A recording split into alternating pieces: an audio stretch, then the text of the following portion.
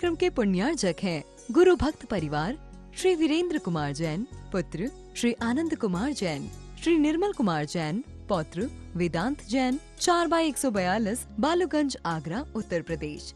Ravi magic मसाले।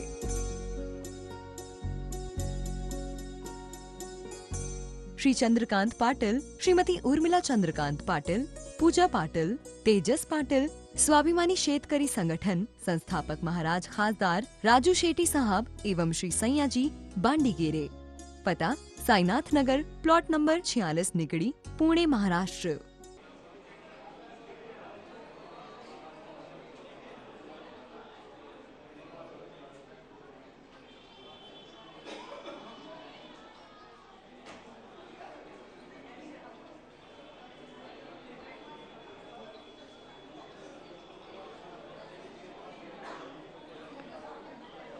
श्रुतजलधिपारिकेभ्यः शुपरमते भावनापटुमतेभ्यः सुचरितपोनिदेभ्यो नमो गुरुभ्यो गुणगुरुभ्यः। छत्तीसगुणसमग्रे पंचविहाचारकरणसन्दर्शे शिष्यानुग्रह कुशले धम्मायिरिये सदा वन्दे गुरुभक्ति संयमेन तरन्ति संसार सागरं घोरं छिन्नन्ति अट्टकं जन्मं मरणं पावयन्ति। हे नित्यं व्रतमन्त्रहोम निरता ध्यानाग्निहोत्राकुला षट्कर्मा विरता स्तपोधन धन श्राद्धक्रिया साधु शीलप्रावरणा गुणप्रहरणा चन्द्राकृते ज्योतिका मोक्षद्वार कपाट नवटा गृह्णन्ति मा साधुवा गुरुवा पान्तनो नित्यं ज्ञानदर्शन नायका चारित्राणो गंभीरा मोक्षमार्गोपदेशका इच्छाएं भन्ते आर्यभक्ति कौशिको दृष्टारोचन शमनान समदंसन समचरिताणं पंचविहाचारणं ऐर्याणम आयारादि सुदनानोपदेशयाणम वज्रायाणम तीरायणम पारयाणम शब्दश्रावणम शारदकालम वंशमी पूज्यमी वंदामि नमस्कामि दुखों को कमुखो को राहु सुगय मन्नम समाय मन्नम जनगुण संपत्ति हो मज्जो।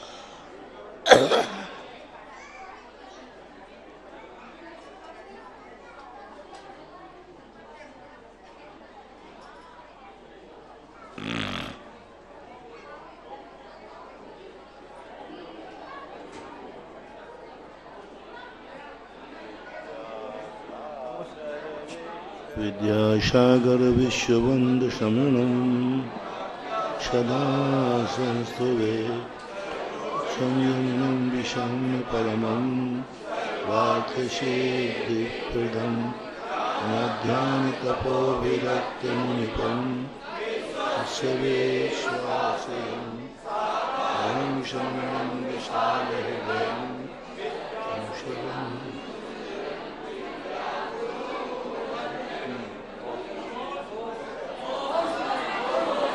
बोलो संत श्रोमणी आचार्य गुरु विद्यासागर जी महाराज की जय। परम पूज्य आध्यात्मिक संत निर्यापक श्रमण मुनि पुंगव सुधा सागर जी महाराज की जय। परम पूज्य नहीं बोलो। अजीत सागर जी महाराज की बात है। परम पूज्य गुणायतन प्रेरक मुनि श्री प्रमाण सागर जी महाराज की जय। परम पूज्य श्री अजीत सागर जी महाराज की जय। उससे कहो एक माइक की व्यवस्था और करो महाराज। निर्वेक सागर जी महाराज की जय। वो नहीं माइक मोबाइल में। माइक और रिकॉर्डर छोड़ दो मुकेश, 2-3 दे दो। परम पूज्य श्री सौम्य सागर जी महाराज की जय। परम पूज्य श्री पूज्य सागर जी महाराज की जय। अपरानिक प्रक्षणा स्वाध्याय विलायाम श्री काव्य सरगम करो। सभी लोग काय सर करेंगे पहले।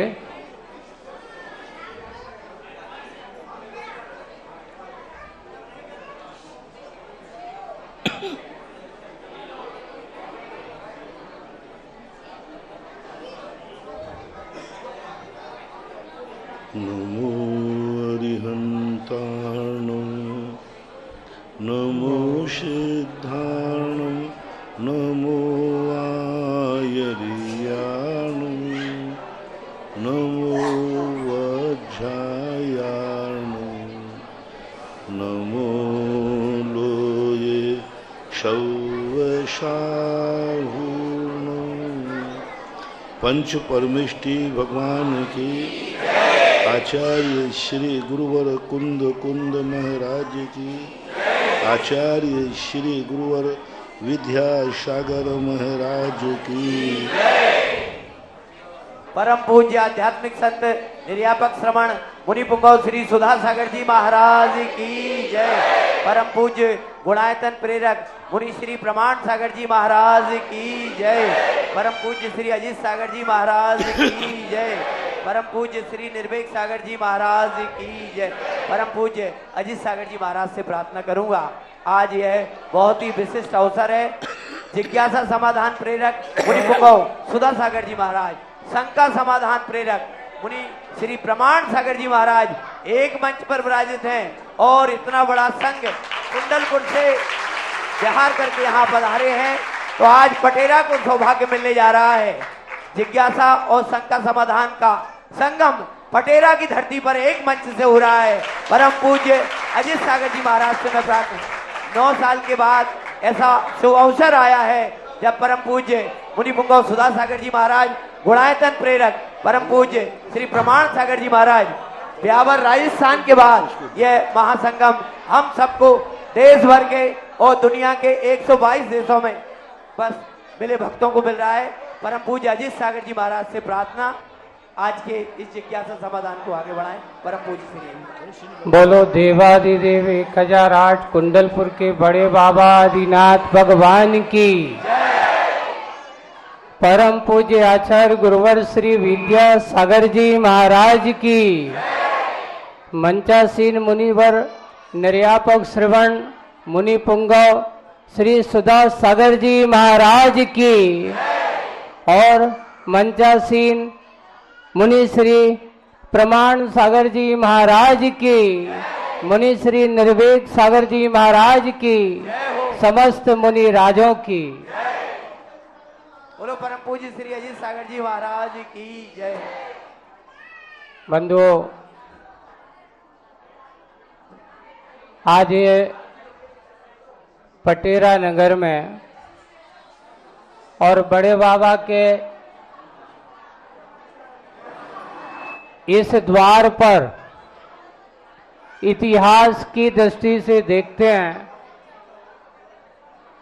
तो बहुत बड़ा एक इतिहास रचा जा रहा है।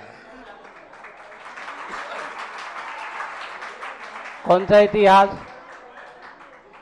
कहते हैं जम्मू द्वीप को 2 सूर्य प्रकाशित करते हैं। कितने सूर्य? जम्मू द्वीप में कितने सूर्य होते हैं? 2।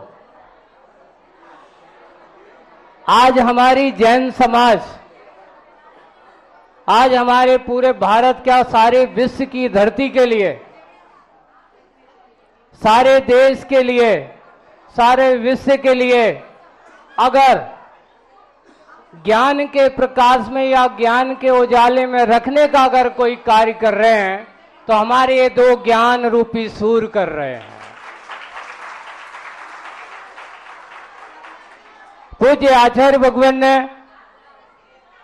हमें ऐसे दो ज्ञान सूर्य दिए हैं और ऐसे ज्ञान सूर्यों के माध्यम से जो आज हमारी समाज में जो घर बैठे बहुत सारे ऐसे श्रावक हैं, सुधी श्रावक हैं, कृपया शोरगुल ना करें, सामने थोड़ा बैठ जाओ। आप लोग बैठ जाओगे तो बहुत अच्छे दिख जाओ, वहीं जहां आप वहीं बैठ जाओ, तो पीछे वालों को दिखना चालू हो जाएगा तो वो अंदर नहीं आएंगे। आप सब लोग वहीं बैठ जाओ। तो अब आज आप लोगों के बीच में यहां शंका समाधान नहीं, जिज्ञासा समाधान नहीं, जिज्ञासा शंका समाधान का कार्यक्रम होने वाला है। और मध्य प्रदेश की धरती में पहली बार,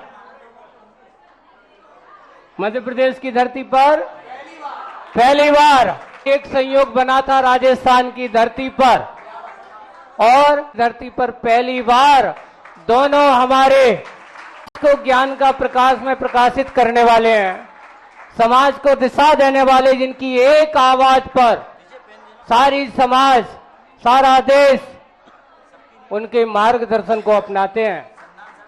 तो आज का सबसे पहला प्रथम शंका समाधान से करते हैं और हमारे मुनिश्री संधान सागर जी महाराज आज की शंका समाधान, उसके बाद फिर जिज्ञासा समाधान आएगा। तो मुनिश्री संधान सागर जी महाराज अपनी बात रख रहे हैं और मुनिश्री प्रमाण सागर जी के चिंतन से आज अपन को उसका समाधान मिलेगा।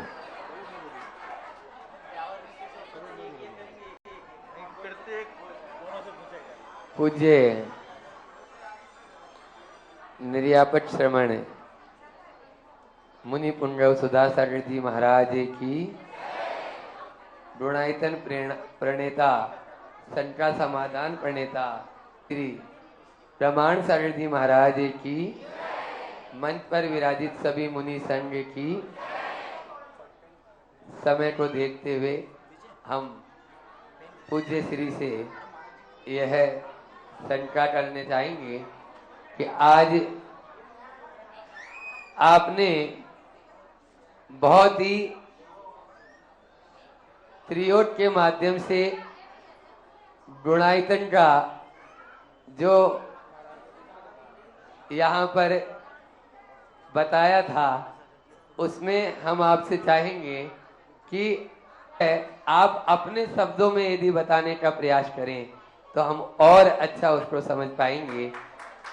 गुणायतन के बारे में थोड़ा सा आप भी बताने का प्रयास करें विस्तार से। गुणायतन एक ऐसी कल्पना है जो कल्पना आज के युग के अनुसार है। क्या किस समय घटित हुआ उसकी थ्योरी हमारे पास थी जो शास्त्रों में निबद्ध है, लेकिन थ्योरी को जब तक साकार रूप न दिया जाए तो उसको सरलता से हृदयंगम नहीं किया जा सकता। गुणायतन में उन शब्दों को शिल्प का रूप देने का भाव महाराज प्रमाण सागर जी कर रहे हैं और अभी दोपहर में कुछ उसके थोड़े से अंश प्रदर्शित किए, उनको देखा। बहुत अच्छी कल्पना है, आज की युग की मांग है, क्योंकि शब्दों से हम समझाते हैं, सभी समझते नहीं हैं, लेकिन उसका चित्रांकन कर दिया जाए तो बालक भी समझ लेता है। बच्चे को आज समझ में नहीं आता, लेकिन उसके बाजू में अनार बना दिया जाए तो वो जल्दी समझ जाता है कि ये अनार है। इसी प्रकार से एक चित्रकला रही है कि शब्दों को, बहुत सारे शब्दों को, बहुत सारी कथा को एक छोटे से चित्रों के माध्यम से समझाया जाए, उस प्रकार की भावना व्यक्त की है। और ये कलाएं सदा सदा से अपना अपना रूप लेते आए हैं। और आज के युग में जिस इलेक्ट्रॉनिक मीडिया के माध्यम से और इसका उपयोग करते हुए जो महाराज कह रहे हैं, हम पहले ही कुंडलपुर में इसको साधुवाद दे चुके हैं। बहुत बहुत साधुवाद, धन्यवाद। क्योंकि ये जो कुछ भी कर रहे हैं, ये जो कुछ भी कर रहे हैं, वो सब हमारा है, हमारे संघ का है, हमारे धर्म का है। गुणायतन हमारा है, हमारे संघ का है, हमारे धर्म का है। अब जब ये दो चीज़ें हमारे संघ की, धर्म की हो गई, तो प्रमाण सागर भी हमारे हैं, हमारे संघ के हैं, हमारे धर्म के हैं। यही संक्षिप्त रूप, यही उत्तर संधान सागर महाराज के प्रश्न का अपन मान लेते। बहुत अच्छा। पूज्य मुनि पुंगव सुधा सागर जी महाराज के उस मार्मिक और आंतरिक बात, अपनापन, एक बात आप लोगों को कहना चाहूँगा। पूज्य मुनि श्री प्रमाण सागर जी महाराज से हमने कहा कि एक काम करते हैं, अपन यहाँ शाम के समय भी शंका समाधान करते हैं।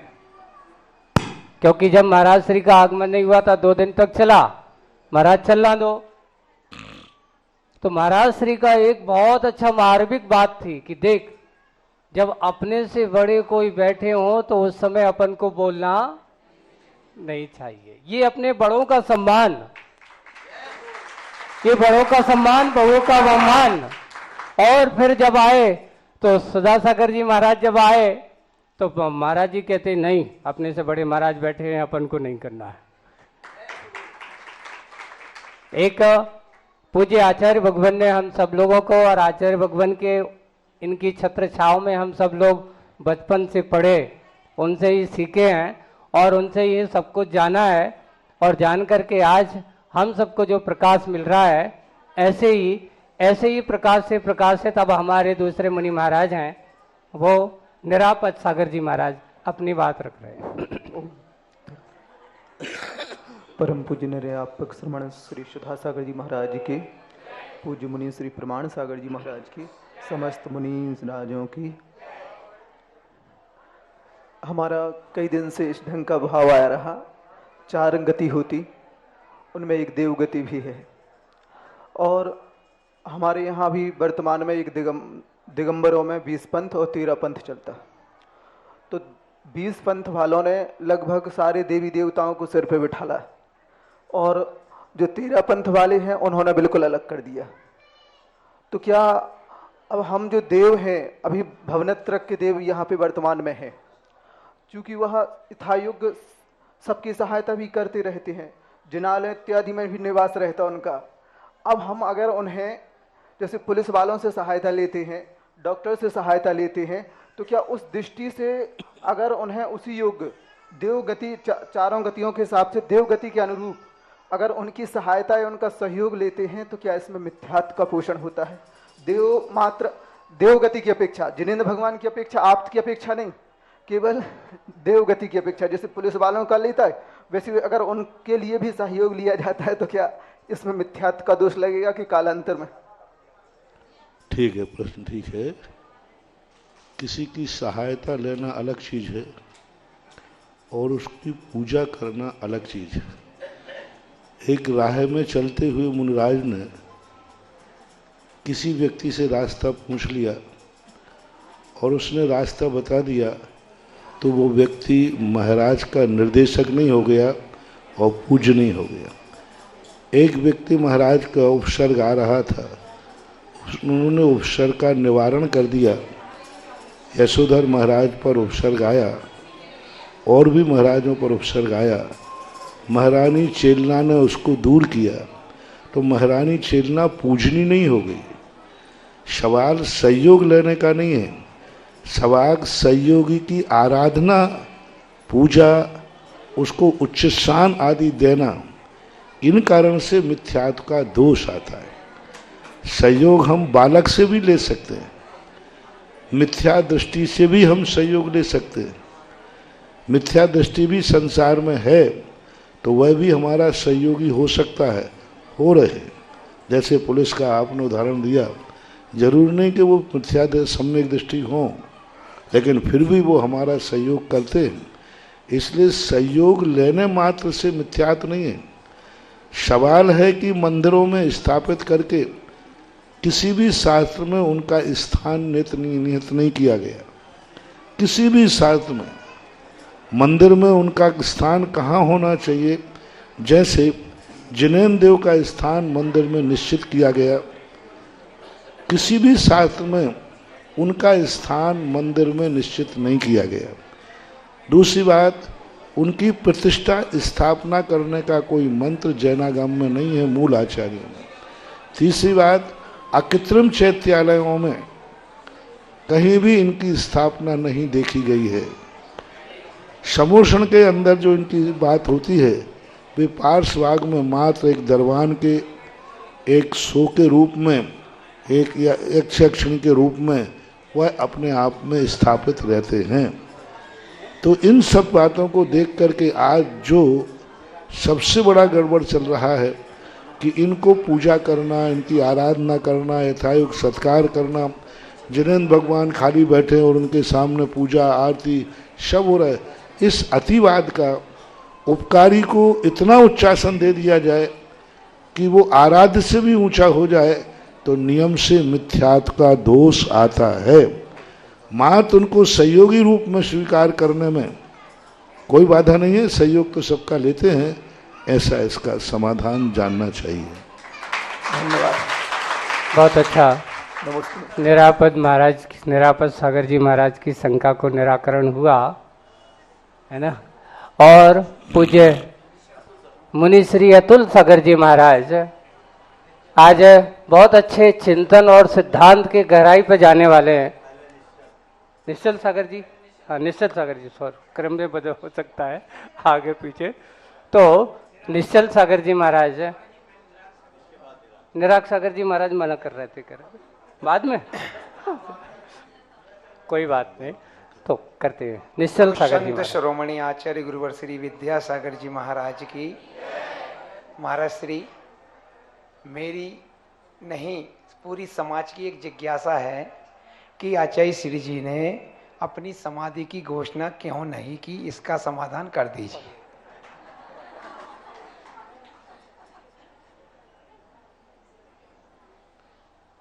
बड़े आदमियों की, महान आदमियों की अंतरंग परिणति को घोषित करना ये अनधिकृत चेष्टा है, क्योंकि महान आत्माएं महान ही होती हैं।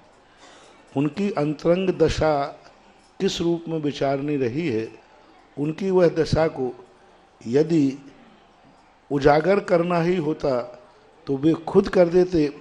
इतना बड़ा आचार्य अपनी खुद की दशा को उजागर नहीं कर रहा है और अपन उसको उजागर करने की चेष्टा करें तो ये अनधिकृत चेष्टा होगी। और बोलो आचार्य गुरुवर श्री विद्यासागर जी महाराज की। कितने महान महान संत हुए जिन्होंने इस प्रकार के अंतरंग साधना में की। वो एक अंतर यात्री थे, अंतर साधक थे। उनकी पूरी जिंदगी रहस्यमय रही। ना उनका आहार कोई जान पाया, ना उनका विहार कोई जान पाया, ना उनके विचार कोई जान पाया।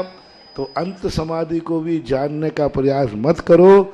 आचार्य श्री थे, हैं और वो उसी रूप में जाने जाएंगे। बोलो जय हो गुरुदेव की।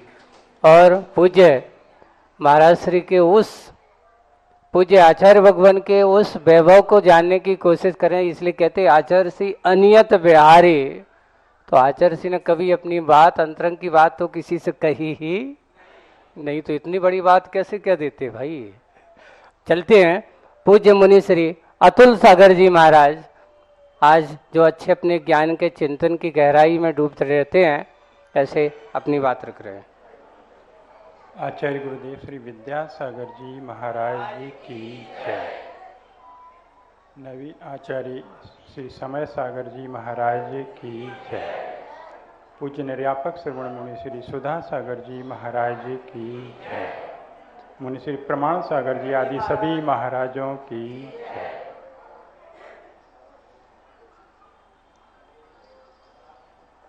मुनि श्री से एक जिज्ञासा है कि छायक सम्यक दृष्टि को क्या अतिचार हो सकते हैं कि कोई अतिचार उनके लगते हों, क्योंकि उनका सम्यक दर्शन छायक है।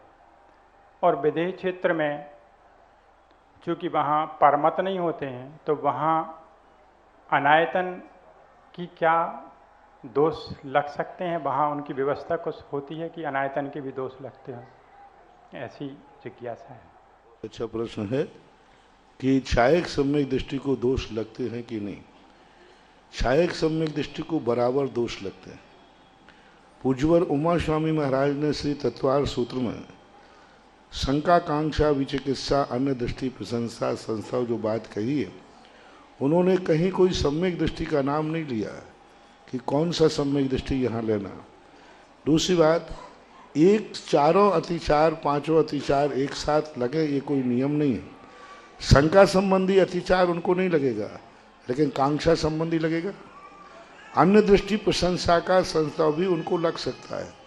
उसका फॉर एग्जाम्पल जैसे शांति, ओम शांति, आवाज नहीं, शांतिनाथ पुराण के अंदर आप देखिए, शांतिनाथ भगवान चक्रवर्ती थे, कुंथनाथ भगवान चक्रवर्ती थे, अर्हनाथ भगवान चक्रवर्ती थे। और उस समय मिथ्यात्व का खूब प्रचार हो चुका था। षडनायतनों की स्थापना हो चुकी थी। कुगुरु कुदेव शास्त्र को मानने वाले हो चुके थे, क्योंकि आदिनाथ भगवान से मारीच ने ही मिथ्या मतों की स्थापना शुरू कर दी थी। उस समय प्रजा को संरक्षण देने वाले, अन्न मत का रक्षण करने वाला भी, अन्न मत को मानने वाला भी उनके राज्य में था। उसकी वह रक्षा करते थे कि नहीं? वो जब उनके सामने आता था तो उसकी व्यवस्था करते थे कि नहीं? करते थे। यानी गृहीत मिथ्या दृष्टि शांतिनाथ कुंथनाथ अर्हनाथ भगवान के समय थे, और उनके भी वो राजा थे। और उनको बराबर, यदि मान लीजिए उनके मंदिर पर जाकर के किसी ने आक्रमण किया और शांतिनाथ के सामने वो प्रश्न आया कि इन्होंने मेरा मंदिर तोड़ा है या ये किया है, तो क्या शांतिनाथ भगवान ने न्याय नहीं किया होगा? किया होगा। तो इस अनुमानित जो कथन से सिद्ध होता है कि कई बार छायक सम्यक दृष्टि को भी अतिचार लग सकते हैं। राजकीय व्यवस्था में हाँ अंतर से अतिचार नहीं लगेगा, लेकिन व्यवहार में उसकी परिणति में देखा जा सकता है। और कांक्षा नाम का अतिचार छायक सम्यक दृष्टि को पदे पदे लगता है, क्योंकि छायक सम्यक दृष्टियों की भी कांक्षाएं देखी गई। भरत बाहुबली का युद्ध कांक्षा का सबसे बड़ा प्रतीक है। और कांक्षा की परिभाषा स्पष्ट है, कर्म पर्व से शांति दुख निरंतरतोदय पाप बीजे सुखे नास्ता श्रद्धाना कांक्षण स्मृता एम। और जब अनंतमती आदि का उदाहरण पूज्यवर समंतभद्र महाराज के कथानुसार प्रभाचंद जी के द्वारा देखते हैं, तो उस समय उन्होंने अनंतमती का प्रस्तुत किया। अनंतमती की जो दशा थी, यदि उस दशा को देखते हम तो भरत चक्रवर्ती पदे पदे अतिचार लगते हुए देखे जाते हैं। इसलिए मेरा आगम को पढ़ने के बाद, आगम में स्पष्ट नहीं लिखा है कहीं कि छायक सम्यक दृष्टि को भी अतिचार लगते हैं, ऐसा कथन किसी टीकाकार ने नहीं लिया। लेकिन किसी टीकाकार ने यह भी नहीं लिखा आज तक कि छायक सम्यक दृष्टि अतिचार से रहित होता है, जिसमें पूज्यवर उमा स्वामी महाराज, पूज्यवर पूज्यपाद स्वामी, अकलंग स्वामी, विद्यानंद जी आदि महान आचार्यों को भी देखें तो उन्होंने भी ये भेद नहीं किया। जब सामान्य सम्यक दृष्टि का कथन चल रहा है तो हमें मानना चाहिए कुछ दोष उनको भी लगते हैं, क्योंकि कांक्षा नाम का जो दोष है वो दर्शन मोहिनी कर्म के उदय से नहीं लगता, चारित्र मोहिनी कर्म के उदय से और चारित्र मोहिनी कर्म के उदय से सम्यक दर्शन में दोष बताया जा रहा है, और कुछ दो दर्शन मोहिनी कर्म के उदय से चारित्र में भी दोष लगते हुए पाए जाते हैं। जैसे अदर्शन परिचय आदि हैं, ये 22 परिचय मुनिराज के हैं चारित्र के साथ, लेकिन वो चारित्र के साथ दर्शन मोहिनी भी वहाँ प्रसंग में आ सकता है।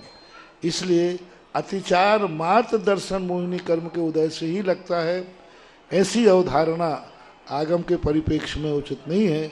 चारित्र मोहिनी से भी दर्शन में दोष लगते हैं, और अविरत सम्यक दृष्टि छायक सम्यक दृष्टि होने के नाते दोष लगा सकता है। दूसरा प्रश्न जो विधेय क्षेत्र का है, विधेय क्षेत्र के अंदर अनायतन नहीं होते हैं, लेकिन मानसिक अनायतन को हम नहीं निषेध कर सकते। गृहीत मिथ्यात्व के जो 5 भेद आदि कहे, दैनिक है, विपरीत मिथ्यात्व आदि है, इनके मानसिक रूप से, विचारों के रूप से माने तो जो सम्यक जो आश्रव के द्वारों में मिथ्यात्व के जो 5 भेद कहे गए, ये गृहीत मिथ्या दृष्टि के ही हैं, ऐसी बात नहीं है, ये विचारों का है। इसका उदाहरण है महापुराण, जिनसेन स्वामी ने वहाँ स्पष्ट उल्लेख किया, आदिनाथ अपने पूर्व भाव में अपने 4 मंत्रियों के साथ चारों प्रकार के विचारक थे। एक क्षणिकवादी था, एक नित्यवादी था, और एक भौतिकवादी था, चारुमक वाला। उन तीनों मंत्रियों के साथ जब संवाद कर रहे हैं, और वह संवाद भी विधेय क्षेत्र की स्थिति में है, तो वहाँ लगता है कि मानसिक रूप से वहाँ पर इनका पाया जा सकता है, द्रव्य रूप से अनायतन विधेय क्षेत्र में नहीं होते हैं, आगम का स्पष्ट उल्लेख है। सैद्धांतिक समाधान के साथ साथ आज हम सब अब पूज्य मुनि श्री सोम सागर जी महाराज से अपनी बात पूछने के लिए कहेंगे। परम पूज्य संत शिरोमणि आचार्य परमेष्टि गुरुदेव श्री विद्यासागर जी महामुनिराज की, परम पूज्य ज्येष्ठ श्रमण द्वय मुनिराजों की, मंचासीन समस्त मुनिराजों की। कहते हैं अतीत की हर घटना इतिहास नहीं बना करती, अतीत की सिर्फ वही घटना इतिहास बनती है जो वर्तमान पे छाप छोड़ती है। आज गुरुदेव प्रतीति में तो प्रतिपल हैं, लेकिन आकार के रूप में अतीत में थे। मैं पूज्य मुनिवर से ये जिज्ञासा करना चाहता हूँ कि गुरुदेव का प्रत्येक अतीत इतिहास बनने लायक है, तो ऐसे में ऐसे कौन से क्षण होंगे जो उनके इतिहास को उन्नति की ऊंचाई तक पहुंचाने के लिए आपके अनुभव में प्रतीत होते होंगे? महापुरुषों की जो अतीत है, जितना जितना अतीत हो जाता है, उनकी जिंदगी की व्यथाएं कथा रूप में परिणत होती जाती है। महापुरुष जब रहते हैं तब वो व्यथा मानी जाती है, और जब वो दुनिया से चले जाते हैं तो वही व्यथा कथा के रूप में परिणत हो जाती है। रामचंद्र जी के ऊपर संकट आए, उस समय वो व्यथा थी। आदिनाथ के लिए 7 महीने 8 दिन निराहार रहा, वो उनकी व्यथा थी। लेकिन आज वही उनकी कथा के रूप में परिणत हो गई, आज वो पुराण के रूप में परिणत हो गई, आज वो वाचना के रूप में परिणत हो गई।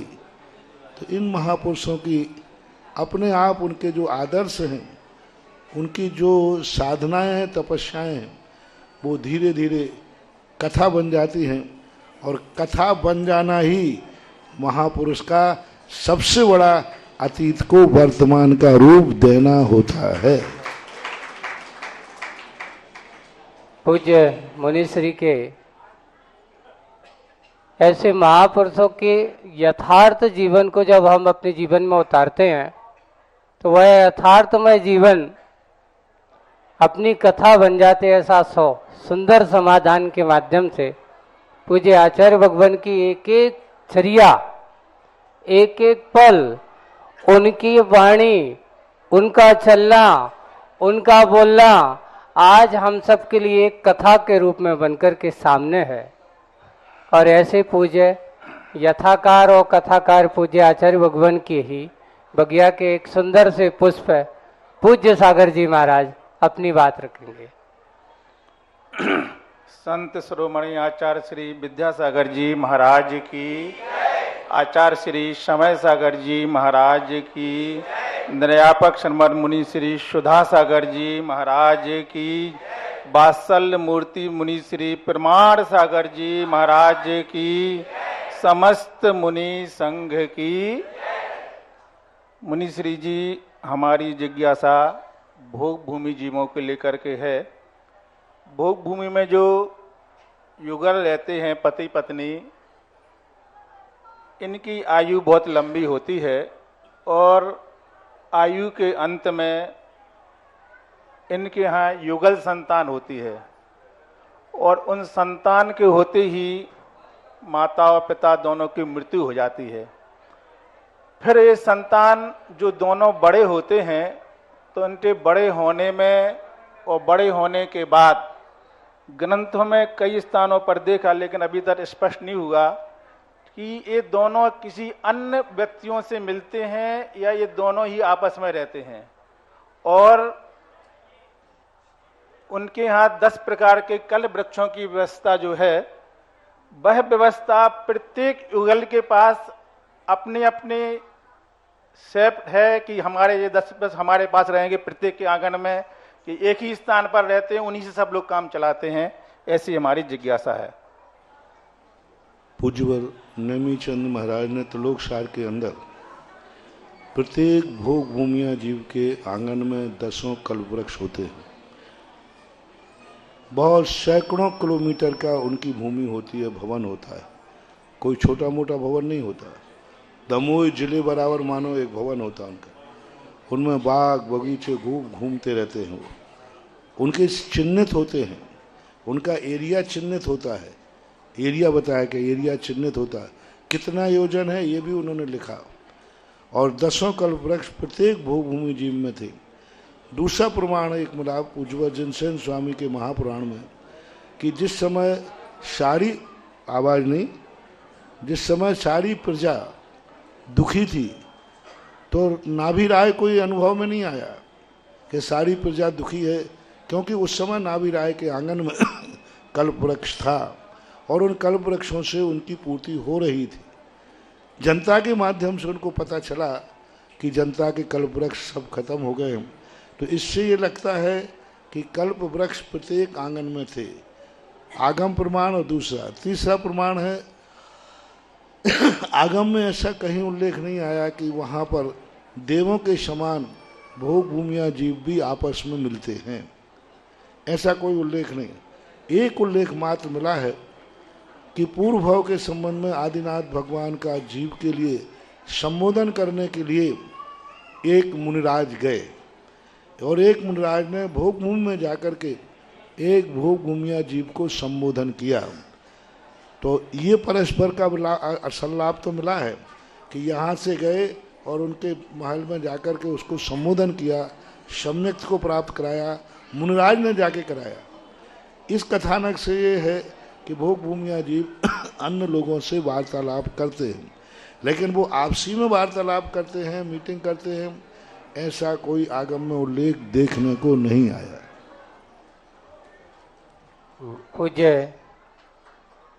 पूज्य सागर जी महाराज की एक शंका के समाधान के साथ साथ आज एक बात आपको कहना चाह रहा हूं।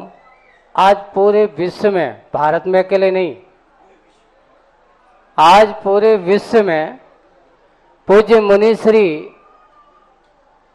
निर्यापक श्रवण जी के आशीर्वाद और उनके पावन प्रेरणा से भारत के साथ साथ विदेशों में भी हमारे सांगानेर संस्थान पर जो संचालित है ऐसा 12 वर्षीय कोर्स घर बैठे आप अपनी पाठशाला पढ़ें, स्वाध्याय करें, उसके बारे में आज अपन पूज्य मुनि श्री से विशेष रूप से प्रकाश लेंगे, लेकिन आज जो पाठशाला के लिए बहुत अच्छे से तत्परता से काम करते हैं, जगह जगह उन्होंने भी अपने एक पाठशाला के पूज्य समाधिस्थ निर्यापक श्रवण प्रशांत सागर जी महाराज के साथ रहकर उनके कंधे से कंधा मिलाकर के जिन्होंने पाठशालाओं के लिए जो बहुत जगह अनेक जगह कार्य किया, ऐसे पूज्य निर्वेक सागर जी महाराज आज अपनी बात रख रहे हैं। ज्येष्ठ श्रेष्ठ मुनिदेव के चरणों में नमोस्तु करते हुए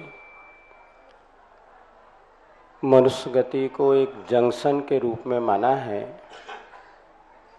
और मनुष्य गति से मोक्ष का भी लाभ होता है, तो चारों गतियों में जाया जा सकता है। बहुत से श्रावक बंधु हैं जो चाहते हैं सबसे श्रेष्ठ गति मनुष्य गति है, तो क्यों ना हमें अगला जन्म मनुष्य गति या मनुष्य आयु का मिले। क्या ऐसा सोचना उनका उचित है या अनुचित? कृपया समाधान प्रस्तुत करना।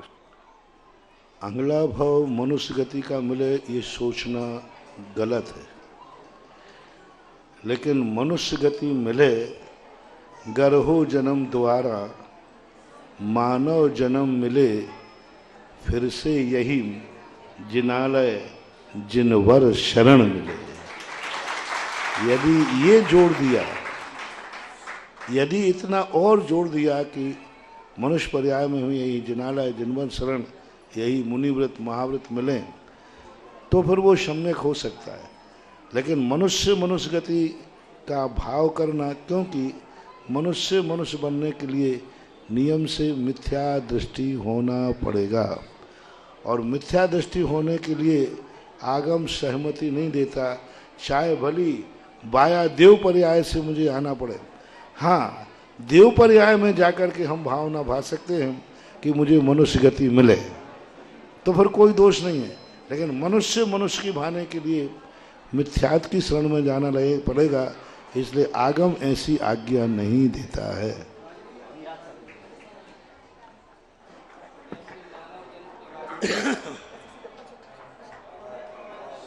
मानवता की बात को और मानव पर्याय के बारे में पूज्य महाराज श्री से समाधान मिला, और हम चाहेंगे थोड़ा सा कि इस 12 वर्षीय कोर्स के बारे में भी हमारे आज समाज के जो लोग घर बैठे करना चाहते हैं, उसके बारे में पूज्य महाराज श्री का हम मार्गदर्शन चाहेंगे थोड़ा सा। देखो, शायद 12 वर्षीय की अभी कोई परीक्षा का समय चल रहा है, 28 तारीख को उसके लिए 28 तारीख को उसका आशीर्वाद मांग रहे हैं। सभी परीक्षार्थियों को, 12 वर्षीय छात्रों के लिए हमारा और सभी संघ का बहुत बहुत आशीर्वाद। तीसरी बात है, 12 वर्षीय कोर्स एक ऐसी मन में आई हुई परिणति है कि लोग बार बार पूछते थे हम स्वाध्याय कौन से ग्रंथ का करें, किस ग्रंथ को पढ़ें। तो ऐसा बात सोचते सोचते एक 12 वर्ष के शास्त्रों का एक दिन बैठ कर के केकड़ी चतुर्मास के अंदर भाव आया कि एक ऐसा निकाल दिया जाए कि आपको प्रतिवर्ष इस क्रम से पढ़ना चाहिए। तो उसमें 12 वर्ष के हमने ग्रंथ स्थापित किए थे कि पहले ये ग्रंथ पढ़ो, फिर ये ग्रंथ पढ़ो, ये ग्रंथ पढ़ो, क्योंकि बार बार लोग अक्सर कर पूछते। तो वो बात हमने माइक से कही, तो बैनाडा जी थे, उनको बात इतनी अच्छी लगी कि क्यों ना इसके लिए संस्थान का अंग बना लिया जाए। मैंने सहज भाव में कहा था लोगों से, भाई इस क्रम से सब लोग स्वाध्याय करें।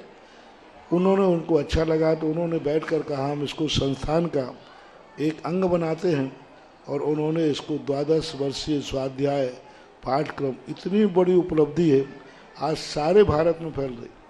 आज इस मंच से कहना चाहूँगा कि जो भी सुन रहे हैं, महिलाएं पुरुष, 1 घंटे भी प्रतिदिन घर बैठे मास्टर, पाठशाला भी नहीं जाना है इसमें, बड़े लोगों के लिए घर बैठे पाठशाला आपको है, 24 घंटे पाठशाला है।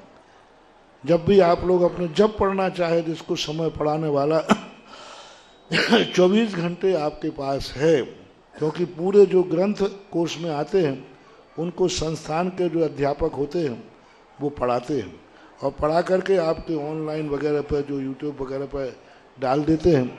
आप घर बैठे 24 घंटे पढ़ाने वाला आज तक युगों युगों तक प्राप्त नहीं हुआ, आगे का कह नहीं सकते। इसलिए प्रत्येक जैनी के लिए ये 12 वर्षीय कोर्स करना चाहिए। एक ग्रंथों का क्रम है। आप ये ना चाहें कि हमें कुछ समझ में नहीं आता, कम से कम पढ़ते समय ये तो समझ में आएगा कि हमें कुछ समझ में नहीं आता।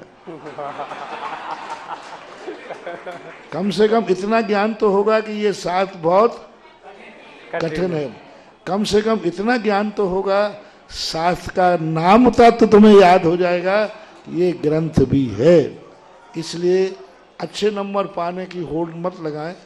आप ये सोच करें हमें स्वाध्याय करना है, पढ़ना है, नंबर जितने आएंगे, 1 नंबर भी आया तो 0 की अपेक्षा 1 आया तो है, ये मान करके स्वाध्याय करना चाहिए। चलते हैं। और पथरिया नगर के गौरव जो आज यहाँ बैठे हुए हैं, बहुत सारे जो हथकरघा की टोपी लगाए, अभी पूज्य आचार्य भगवान के आशीर्वाद से वहाँ पर हस्तकरघा के बारे में बहुत अच्छा एक भवन तैयार आगामी योजना में हथकरघा वहाँ पर होने वाले हैं। ऐसे हस्तकरघा भवन वहाँ होगा, वहाँ के लोग आशीर्वाद लेने आए हैं।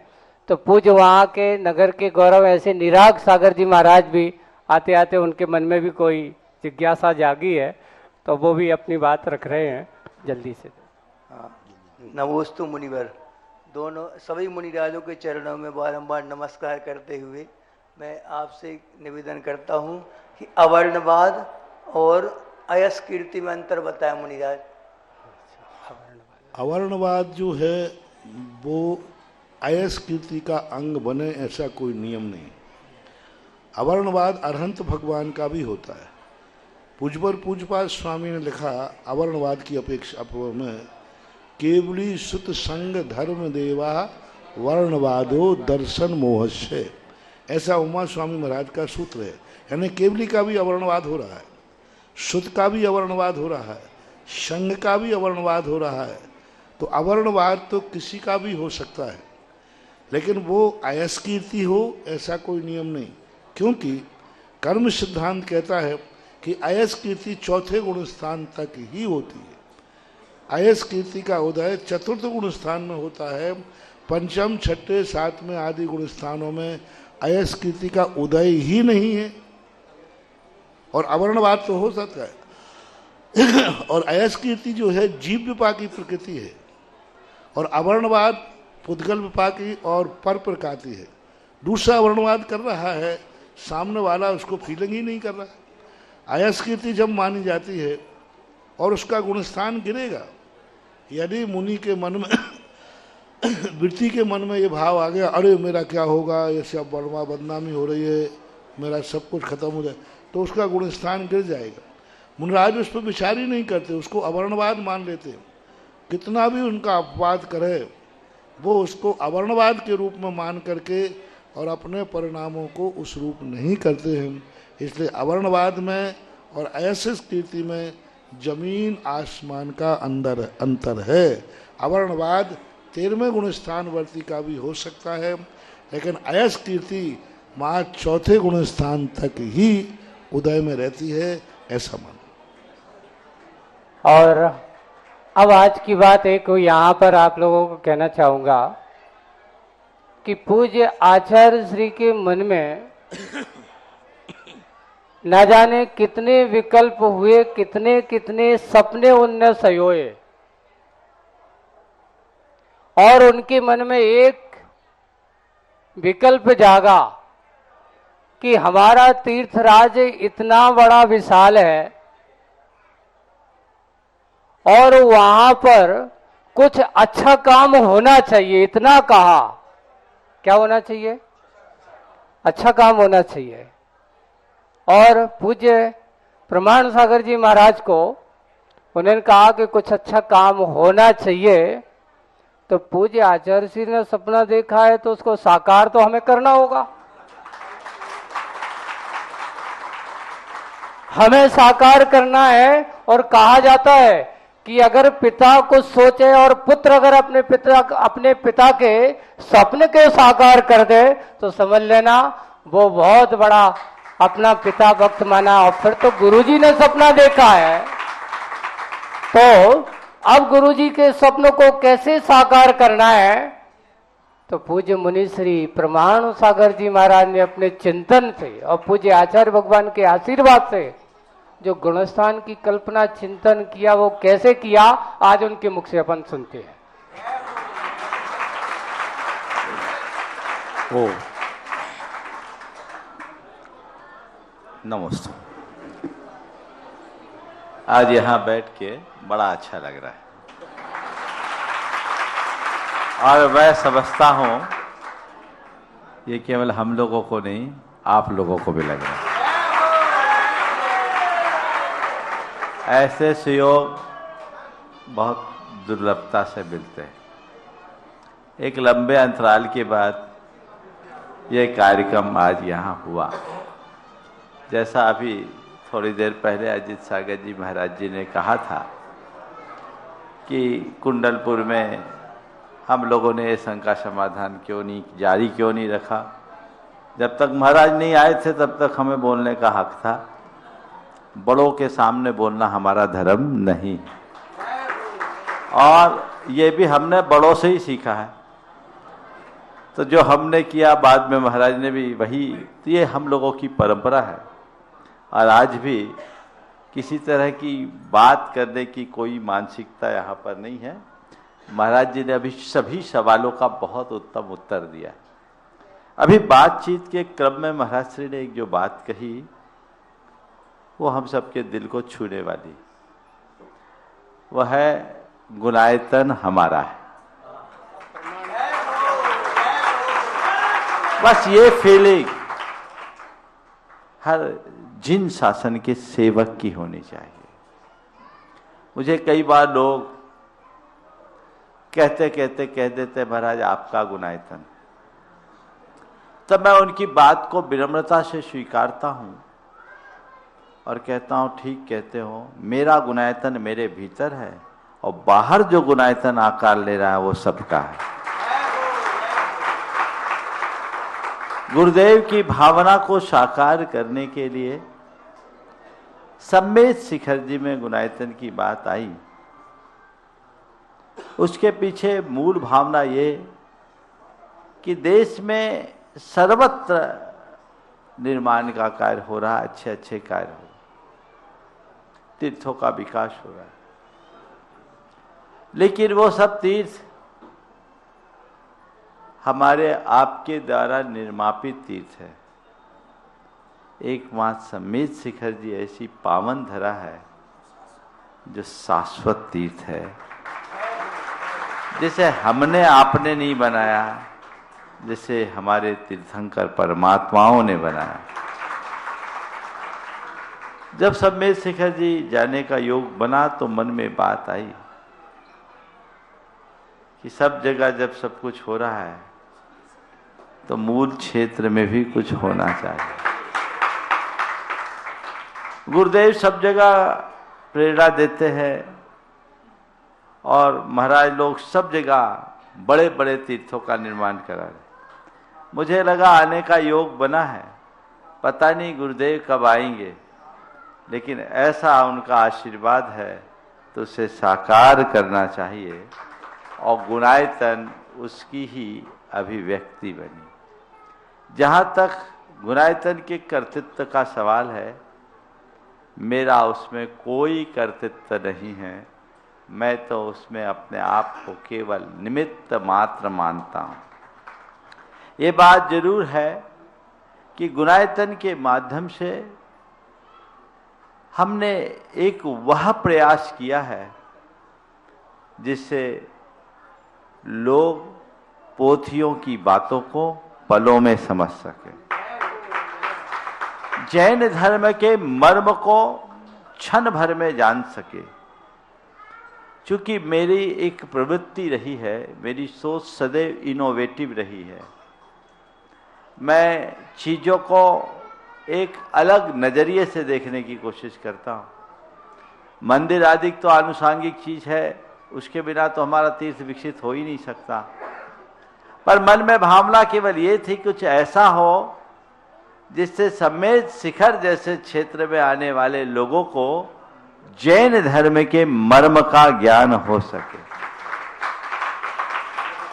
और इसमें काफी श्रम हुआ, पर मुझे इस बात की पूर्ण प्रसन्नता और संतुष्टि है कि हमारा श्रम सार्थक होता दिखाई पड़ रहा है। आज महाराज जी के साथ संघ में सब महाराज लोग के बीच गुणायतन की कुछ चर्चा हुई, झलक देखा और सबको पसंद आ गया, तो मैं समझता हूं हमारा श्रम सार्थक हो गया। बस एक ही बात लगती है, गुरुदेव गुणायतन की पूरी परियोजना से बहुत प्रसन्न थे, प्रभावित भी थे। उनसे हमने समय समय पर मार्गदर्शन भी लिया और बहुत कुछ अंश जो संभव बना उन्हें दिखाया भी। उनके कुछ भाव भी लग रहे थे कि गुरुदेव के चरण वहां की प्रतिष्ठा में पड़ेंगे, पर वो भाव अब साकार नहीं हो पाया। मैं तो यही भावना भाता हूँ, गुरुदेव न पहुंच पाए, गुरुदेव की प्रतीक्षाया पहुंचे और वो भाव साकार हो, सब पहुंचे, पूरा संघ पहुंचे। महाराज श्री से भी मैंने निवेदन किया, अलग से भी कर रहा हूँ, ताकि वो बहुत भव्यता के साथ प्रकट हो सके, जिन शासन की हम महिमा को बना सके। और हम लोग तो गुरुदेव के प्रयाण के बाद पूरे संघ को एक ही संदेश देना चाहते हैं। इस कार्यक्रम के पुण्यार्जक थे गुरु भक्त परिवार श्री वीरेंद्र कुमार जैन, पुत्र श्री आनंद कुमार जैन, श्री निर्मल कुमार जैन, पौत्र वेदांत जैन, 4/142 बालूगंज, आगरा, उत्तर प्रदेश। रवि मैजिक मसाले।